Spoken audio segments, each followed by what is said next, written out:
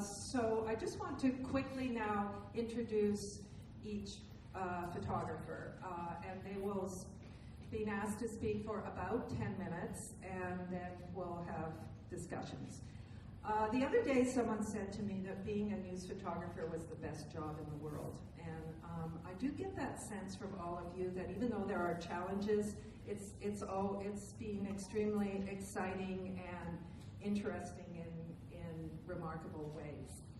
So we'll start with Glenn Baglow, and I'll just introduce everyone now, and then it will just flow from here.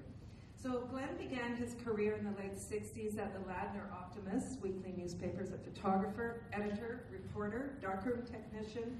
He also melted down type, picked up newspaper from the printer in North Van, all for $50 a week. He quickly transferred to the Lionsgate Times in West Van and then joined the Vancouver Sun Photography Department in 1970, where he stayed until July 2012. So for a period there, he was also an assistant graphics editor and design editor. When he couldn't stand another meeting, he returned to photography.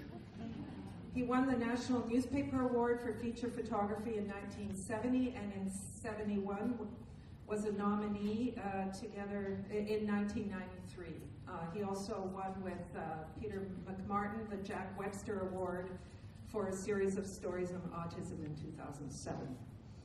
Ralph Bauer, on the end, started at the Vancouver Sun in 1955 and retired in 1996, remaining strictly a photographer for 41 years.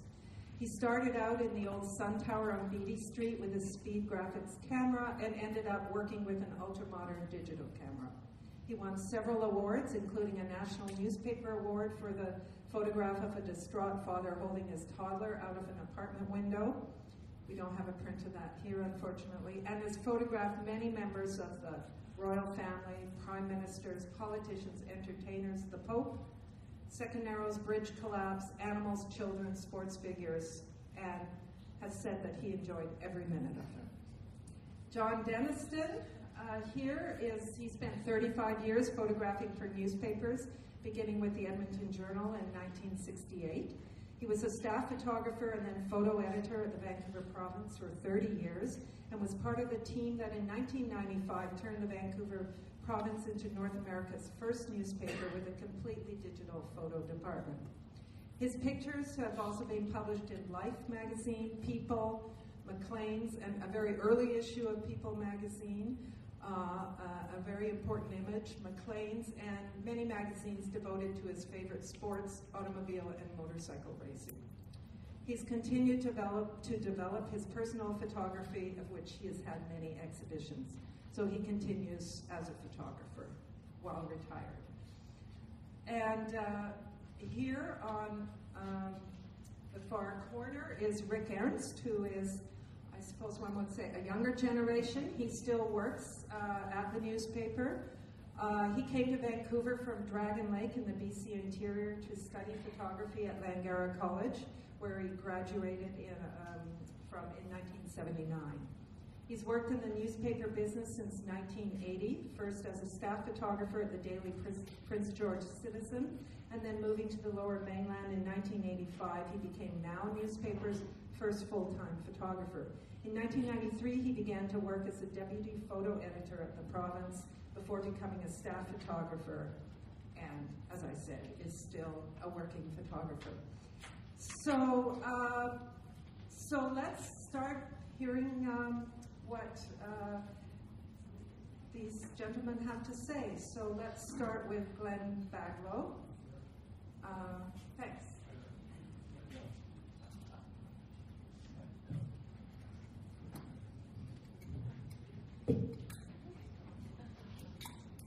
So Helga used all my best lines. So I'll just fill in a little bit.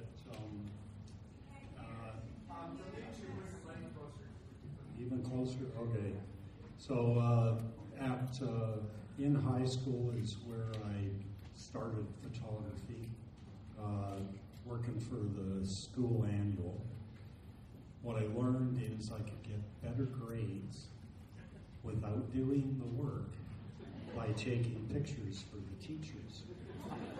So I got an A in art, and I got a B+ in business without completing the last 3 chapters.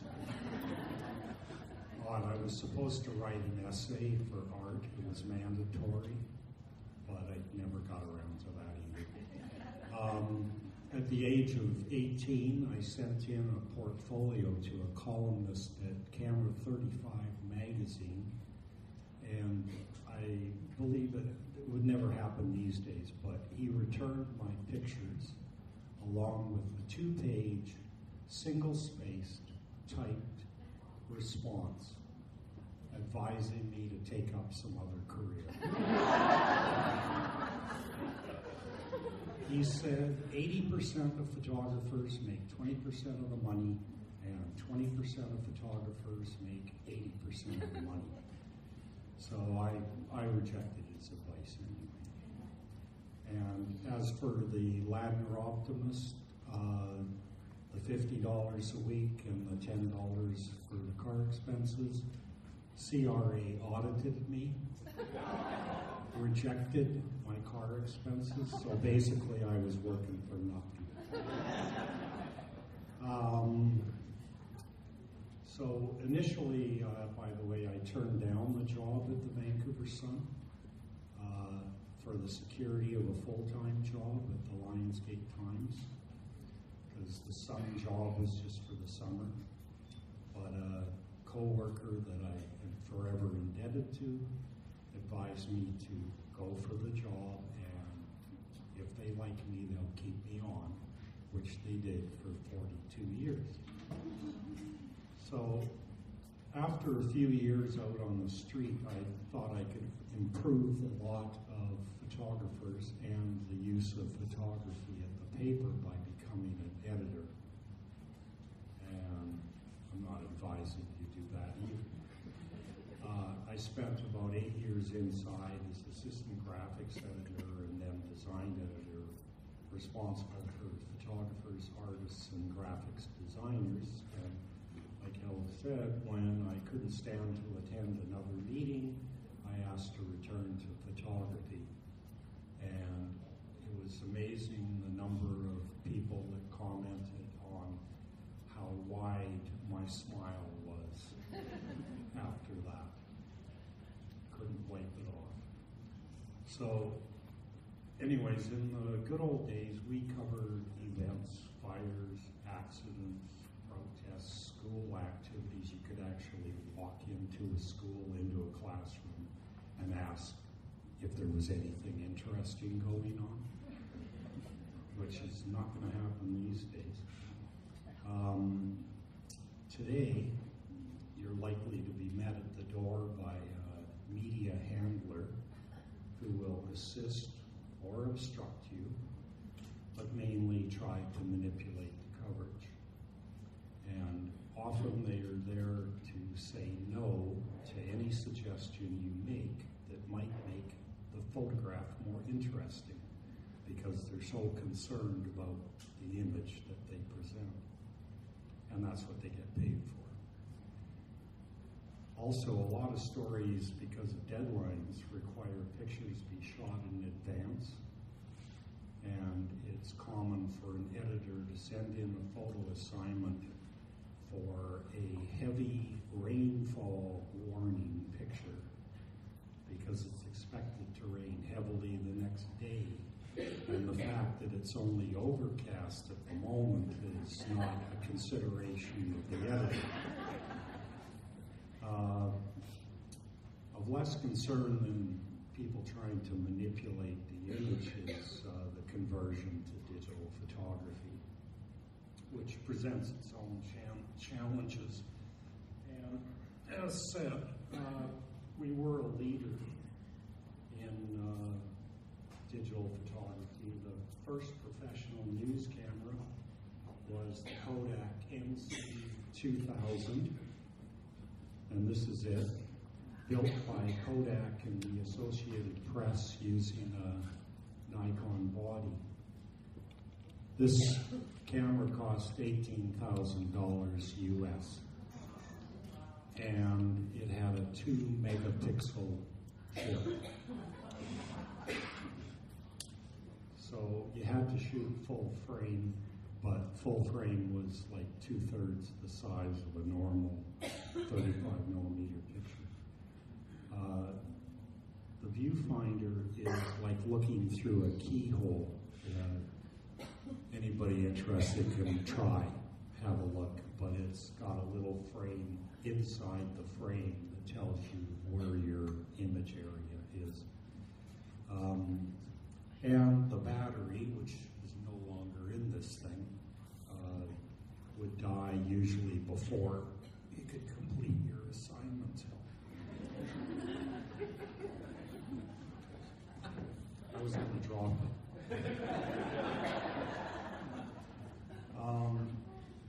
As well,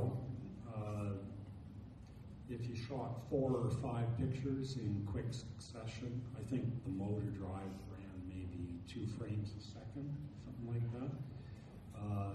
Then you would have to wait for like 30 seconds or so for the buffer to download to the hard drive. So like you're standing there watching the event take place in front of you and you can't shoot.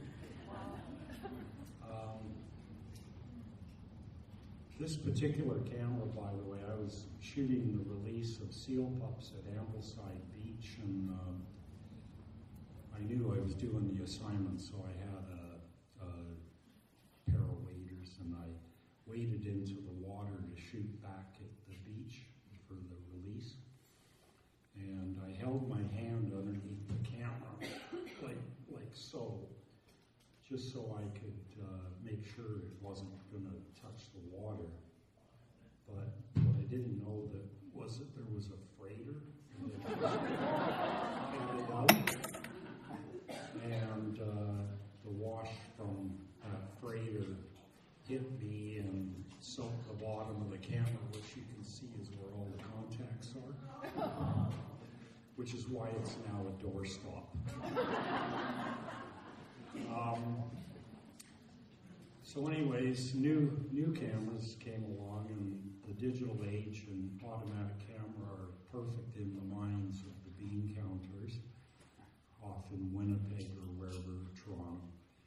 So instead of paying for their own photographers to cover stories, they began running handout pictures. Greenpeace and Enron provide images rather than access, and the pictures are free. Reporters are issued cameras so they can shoot a frame or two for a story, in addition to tweeting and blogging and all the other things they have to do.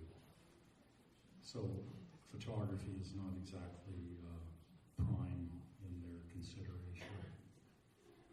So if asked, I would have to advise not to pursue a career in photography, where 2% of photographers make 98% of the money, and 98% of photographers do it for nothing. But in the end, it's all about light and how you see it. Today's digital cameras are capable of amazing things, automatically adjusting exposure, color balance, and focusing on faces. But it becomes a challenge to outmaneuver the automatic features to achieve the results that you see in your mind. So, in fact, I have more fun shooting film with my old Leica M4 and a 35 millimeter lens. Restricting oneself in that way can focus the eye and the mind, allowing you to see again. Which brings me to a quote that I've carried for 42 years. Francis Bacon, the contemplation of things as they are, without substitution or imposture, without error or confusion, is in itself a nobler thing than a whole harvest of invention. Thanks.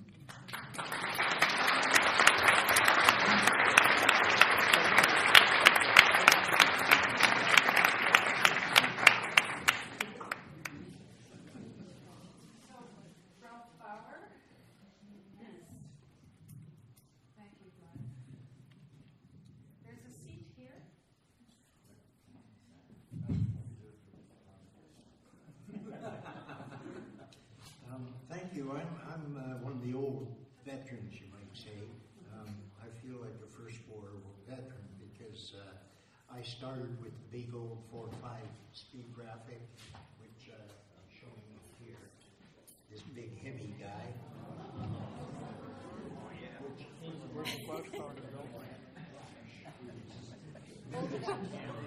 And we carried this around for quite a while. Hold it up.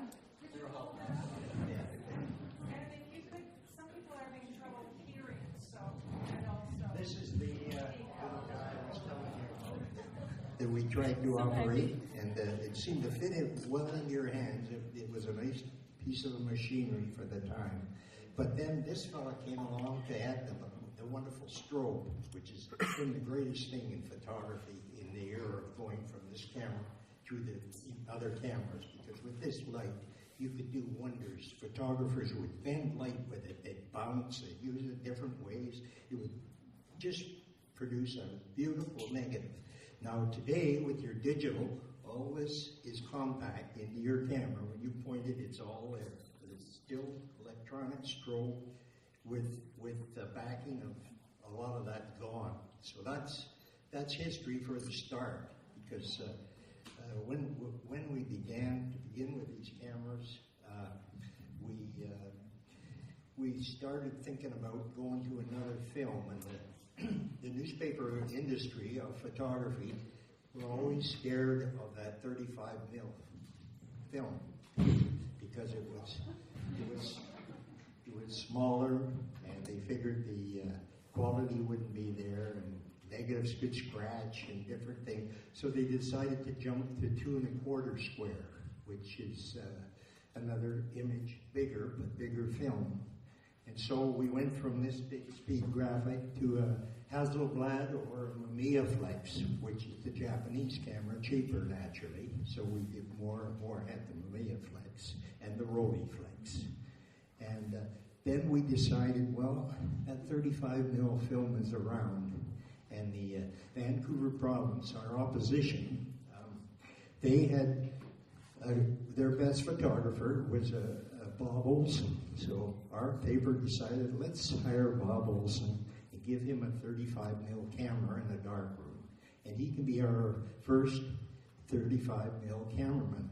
So he did that, and it started to become very successful. So Zoom, before you knew it, we were back to the 35 mil camera. The Nikon come in there, and of course the other makes, but the Nikon was the main one for the sun photographer. So as we got into this 35 mil black and white, which is now called grayscale, it's a new name. Everything took off to 35 color film. Then they came to a film that they could use as a real backup, shoot in color. If we don't want the color, we can print a black and white off it. So that kept the black and white #1. So that was sort of the story. And then along come our famous digital camera. And like everything else with history, in my days, with the competition, we started out with the camera versus radio, and then it came the camera and the opposition, pardon me. You had two different papers operating directly against each other, and the other smaller ones, it was competition. But the radio was the other competition. And then with this era of film change that I mentioned, we come into this era of a new one, television. So now you've got television coming in. That's another competition. And that went on for quite a while, along with the radio, and along with the competition in the newsprint. Then you came along to another competition, the internet. Now the internet is the one that's competition #1. Now, with the internet coming, this photographer, he started out by being there with the radio, which is a piece of cake because he ran the whole show with the photo. Well, when the news, the TV cameraman come, the poor little photographer, he would be #1, 5 TV cameramans. They'd all be in front. He'd find a little hole to shoot his picture, and that was about it. Well, now it carried on for a while like this way, and then comes the computer. Okay, now you've got that little guy at the internet. That's the real competition, is the internet. So he's got another competition, which this single photographer has to battle all these other obstacles, but he has to provide for the internet while he's covering. So he's doing two things at once. That's the new era. And that's when I barked out. Now, getting back to the real start, I would like to say that on the panel we were having a photographer, Ian Lindsay, come today, and he had to go into hospital, so we're sorry he could not come today. Because along to having these nice colleagues here, Ian too would have been another nice one, because his father was a prominent business photographer downtown in Vancouver, very well known, and then the son comes in. Of course, Ian was one of the best we had. And in fact, this Mr. Baglow, I think we would call him the Gretzky of our department over the years. He could show you a video of some very great work. I'd like to say to thank Helga and our Miss Bird and John Mackey. This is a very hard thing to produce, to show people this history, because as a photographer, I know if you go to a job, in most cases shoot 50, 60, 70 pictures. You print 2 of them, the rest of them go into a file, and they may never be seen again unless you go and investigate. This volume here is very well done. In fact, it's excellent, but the work these photographers have done over the years is really, really phenomenal in Vancouver. I would like to show you this picture of a father and his son, with his father going to war, taken by Mr. Detloff in the early years of the province. Now, I consider that one of the best, not the best, one of the best pictures ever taken in Vancouver for a type of picture of that kind. And I also, over my career, was my head photographer, Charlie Warner.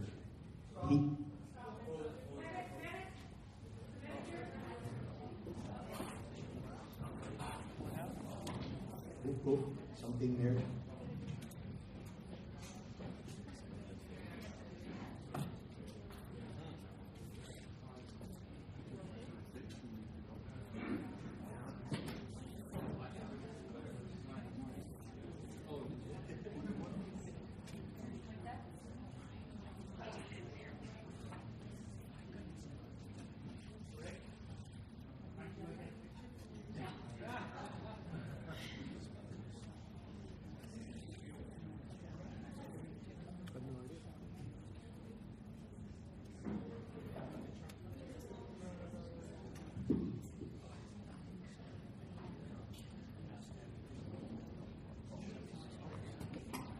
Okay,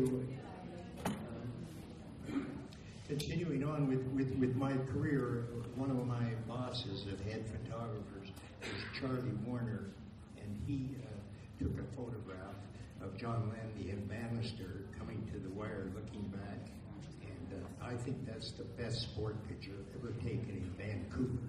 I mean, that's a pretty great photo. It's something I believe with photographers is being in the right place at the right time.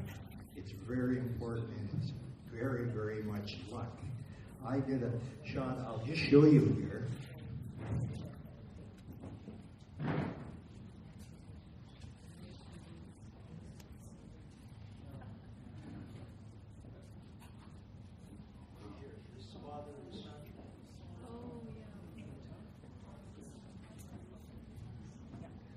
No, I took that picture because I just have to be in the right place at the right time. Any one of our photographers, Sun Province, could do that picture if they were in the right place at the right time.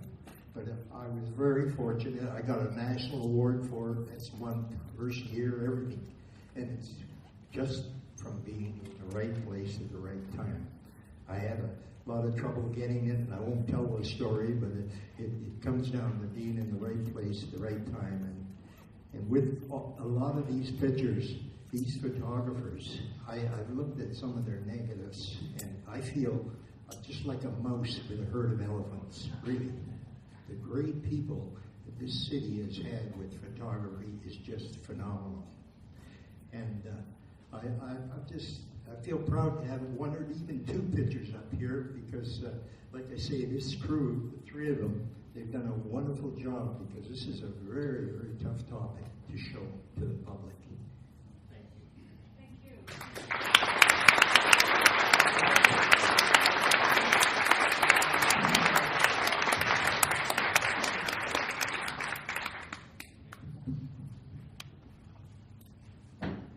Okay, can you hear me? Okay. When Hel... Stand up, Stand up.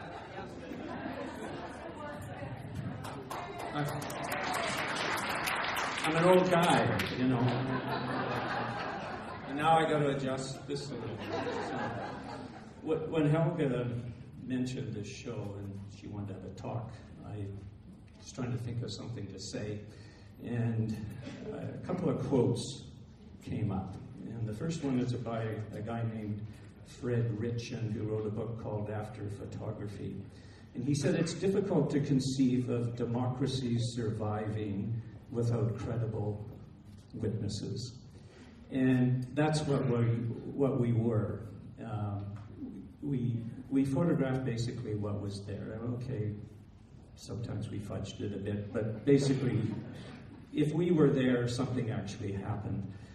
The second quote I thought of was by Harold Evans, who wrote a book called Pictures on a Page, and he was the editor of the Sunday Times before it was bought by Murdoch.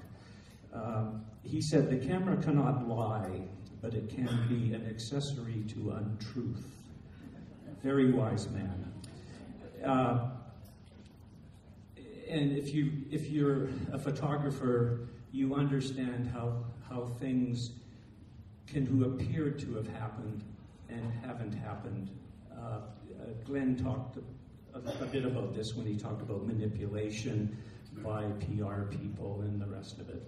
And there's a third quote, and I think this really applies to newspaper photographers, but it was actually said by Helmut Newton, and he said, "Look, I'm not an intellectual, I just take pictures."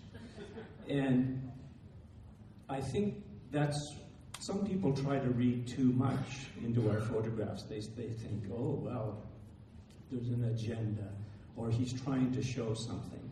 And it's not really true. We're sometimes called photojournalists, but I'm uncomfortable with that. I think we're newspaper photographers, and we understand what works in a newspaper, and we understand that instinctively. That there's no way that it can be really taught. And so when we go to an event, we know what's going to make a picture that's going to run in the newspaper. It's sometimes people think, well,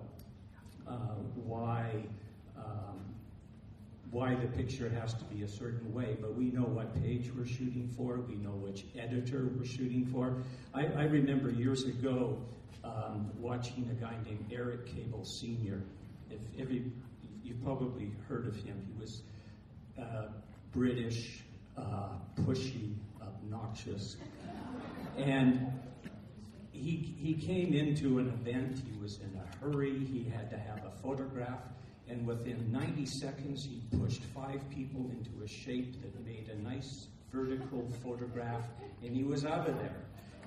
Everybody hated him, but when you saw the picture in the paper, everybody looked good. It was a nice photograph.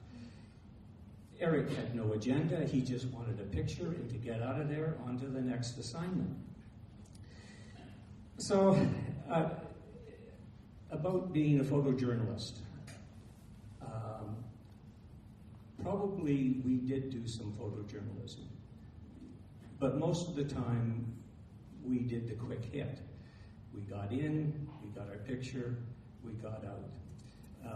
At some point I tried to do photojournalism at the province, and so I found assignments, I shot the assignments, I laid them out, I wrote the captions, I did everything. And I was not appreciated for this. There's union jurisdictions, and reporters were a little bit miffed that why weren't they asked to write the story. And the reason was I actually did it in my own time. I go out to an assignment, and one of them was, I think this was the first one, it was Arthur Delamont, who people might remember. He was given some award, so I photograph him with the award, but this is a lousy photograph. A photograph of Arthur Delamont with his band, and in there shouting at people and everything else, those are photographs. So I did this, I spent some time, about 3 or 4 weeks photographing him, got it in the paper, and was chastised for doing too much. Anyway, I kept doing it until I got fairly discouraged and decided to win my battles in other ways. And that comes down to sort of another thing that concerns me about these pictures. There's a term that's going around now, is the pictures that matter. And I used to categorize pictures into 2 classes. They're the pictures that if they hadn't been taken, the world would be a lesser place, and there's all the rest. And most of these photographs, despite being not perfect, they matter because they tell us something about us, ourselves. And you can see this as people walk around looking at them. They're not passing by. They're stopping. They're looking very closely at these pictures because they matter. They're part of their history. They tell us how we did things. They also tell us a lot how we, I'm trying to think of the word, perceived how things should appear. And there's a photograph over there. It's of Bill Bennett, Ginger Rogers, Jack Fulridge. And they got their arm around each other. I'm not sure if that's my picture or Denny Eaglin's picture, because he was at this event. Anyway, it's an okay picture. But I have a picture from that event of Bill Bennett jumping over the net and Jack Fulridge going like this because he knows that if Bill doesn't make it, I've got the picture of the century. Did they run that picture? No, they didn't run that picture. I still have a print somewhere at home. It's a great shot. I always meant that I would give it to Bill Bennett sometime, but I never did. But anyway, you might say, well, okay, maybe my picture was better.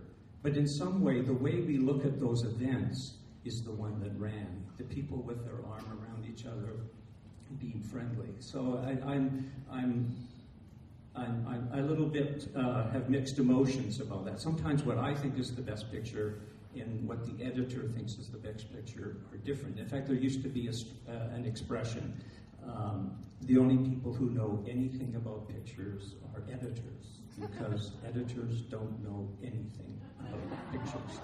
I once said that to the editor of the Province newspaper in a news meeting, and he was not impressed. It was shortly after that, I was photo editor at the time, there was a cutout put in between me and the Medici. So I want to go on to a couple of things that were mentioned and just quickly about how we used to take pictures before digital. One of the things was I started with black and white 35mm Nikon F, no light meter in the camera. So whenever I walked into a room, the first thing I did was, and this was any room, I said, it's a 60th at f4. And I set the camera. In any room, it was the first thing I did. And I also made sure the camera was advanced so that I didn't have to advance it to take the picture. And I'd sort of pre-focus. Where's everybody? 10 feet, 10 feet. It was instinctive. And at the Edmonton Journal, when I started that, we all did this. It was because if you didn't know how to guess exposures. The exposures meters at the time were not that reliable. So you had to be able to really sort of understand what was going on. Now, you might think, well, this is a guy that can, guess exposure, but that's nothing. Danny Scott, who worked for the Vancouver Sun, he was from the old days with the Speed Graphic. And the Speed Graphic, although having a rangefinder on it, didn't work very well. So the photographers got very good at determining how far away something was. And Danny Scott was the best. And they'd go out for lunch, and they'd say, Danny, how far away is that salt shaker? And he'd say, 3 feet 7 inches. And he was within half an inch every time. And because whenever he went into a room, the first thing, because he grew up with the Speed Graphic, the first thing he did was, how far away are those people? So he could set the camera manually and get the picture. And sometimes that was the difference between getting the shot and not getting the shot. And there was a lot of competition between the Sun and the Province in those days. Am I going on too long? Okay. One more story, and then I'll stop. Competition between the papers was severe. It was even severe within the photo departments themselves. But Ralph says that anybody could have got that picture. Well, some people have a knack for being in the right place at the right time. Ralph was one of them. And Wayne Leidenfrost was there for the Province. He got a very good picture, but it wasn't as good as that one. It was still very good. Ralph wasn't the best. Probably the best one was George Dyack. George, you could be waiting all day in an event for something to happen. George Dyack would show up after, you'd been there for hours, and within 10 minutes, something would happen. He'd get the best picture, and it had happened all the time. I have a very long story about it, but I won't tell it this time. But tell it? Okay.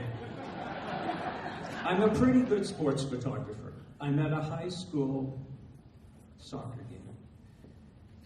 I got my 2 Nikons, 2 motor drives, long lenses. I'm at the sidelines. George shows up 20 minutes into the game, other side of the field. He gets out of the car. He looks over at me and he says, I'm sure this is what he said. He said, John's a good sports photographer. I'll go stand beside him. George gets out of the car, walks around behind the goalie. He's got the Nikon, one Nikon camera, no motor drive with a normal lens on. As he's walking behind the goal, the forward comes down the field. I need more room here to do this. The ball sort of passed over to him. The forward is going like this. I got a cramp there. He kicks the ball towards the goal. As he kicks the ball, the defenseman is grabbing his shirt like this.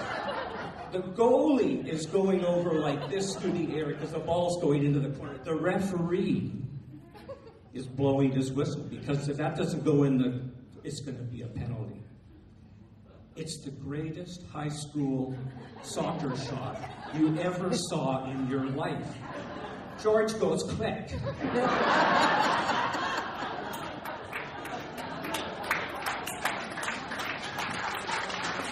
And he stands there. He stands there, and he looks around, and he starts to go back to his car.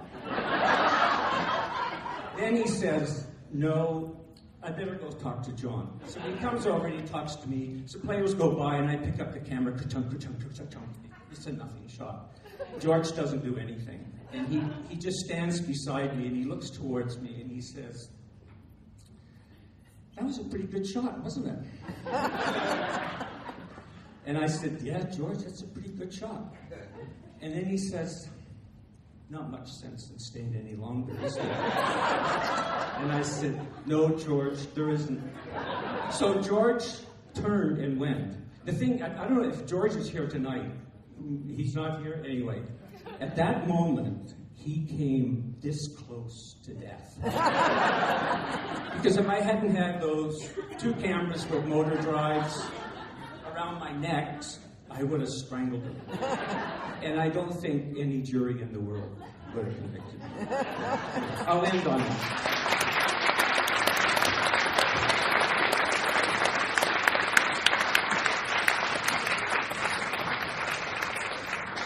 Thanks, Sean. That's a great story. My name's Rick. I guess I'm the baby up here. And I'm going to speak about, I guess, what photography and photojournalism means to me and why I became a photographer. I think you just have to look around the room and you can see what was sort of inspiring me as I was growing up, looking at the Vancouver Sun and the province. And, I mean, for me, these guys are rock stars, you know. They are definitely my inspiration. I can remember cracking open the papers, you know, every day, just looking for like Glenn's name, Rob Draper's name, you know, Peter Battistoni, Nick Didlick, he's here tonight. These guys really, you know, we're doing something that I wanted to do. I was like looking at these photographs and thinking, well, gosh, I mean, these are photos that have to be taken. Somebody's got to take them. Why not me? So that's what really propelled me to get in there and become a photographer. It's been an interesting ride since I decided that. There's been a lot of changes in this industry. And I still got to say I'm pretty optimistic, and I think I'm a lone voice here when I say that. Because you talk to a lot of photographers today and photographers in the past, and they're pretty down on the industry. And I can see why, but at the end of the day, you need some visual journalism in your life. You know, whether it be, you know, even, you know, there's going to be a guy in his Levi's out on, you know, with a camera, recording history, and that's what this is. You know, it's our lives passing in front of you, and there's always going to be a need for that. Now, the quality of the job might not be there anymore. This is what I'm seeing it changing. That almost anyone with a phone is a photographer now, which is fine, but I think there's a difference between being a photographer with a phone and being a photographer with a speed graphic. And as a photographer with a speed graphic that takes 1 frame per slide, you're really having to develop the art of seeing. And you can see that here. And it was funny when I heard Glenn talking about the new $18,000 digital camera. It was sitting beside the speed graphic, and I thought, you know, the 2 cameras aren't really that different. Sure, one's digital and the other one takes film, but they operate just about the same. Because, Glenn, you were saying that just how frustrating it was taking pictures of it. 1 frame every 2 seconds. Well, about the same as the speed graphic, you know. And you really had to, it actually helped to learn photography all over again when those got into your hands. Because you were really limited and you had to pick your moments. And it was when I started out, I was a press photographer up in Prince George, as Helga said. I had a 35mm camera. It was an Olympus, but it didn't have a motor drive. So I would go to hockey games, you know, hand cranking film. And it really taught me to really wait and be patient for the moment. And so there's, you know, some advantages to that camera as well as being a doorstop. So, so it's all, I guess, in your approach, I think. And the same thing can be held true for the industry today. I think you have to approach this with change is the only constant. And I mean, even this week, I was in some intense training for the last couple of days on how to edit video. And I was like, came out of that and I was thinking, gosh, you know, I thought I'd never shoot video in my life. I'd never get the opportunity. And that's what it is. It's an opportunity to you know, go out and be a part of the change. As photographers, we're great animals of that. You know, we know how to adapt. We've done it all our lives. We adapt to every change that comes along. We seem to survive and make it better. So, you know, I'm looking forward to the future. You know, I mean, we've got some great photographers coming up. I mean, there's this photographer out of Richmond. His name is Ed O, or Ow. I don't even know how to say his last name. It's got 2 letters in it. It's O-U. And yeah, I don't know how you pronounce it. And yet, I've met him and we've had him as a guest speaker for another organization I'm associated with, the News Photographers Association of Canada. And the latest thing I read about him was that he's going to be a speaker at one of the TED Talks. This is how, you know, he's a young, innovative, new kid on the block doing incredible stuff in photojournalism. Photojournalism is still alive and well. So, looking forward to it. I don't know what else to say.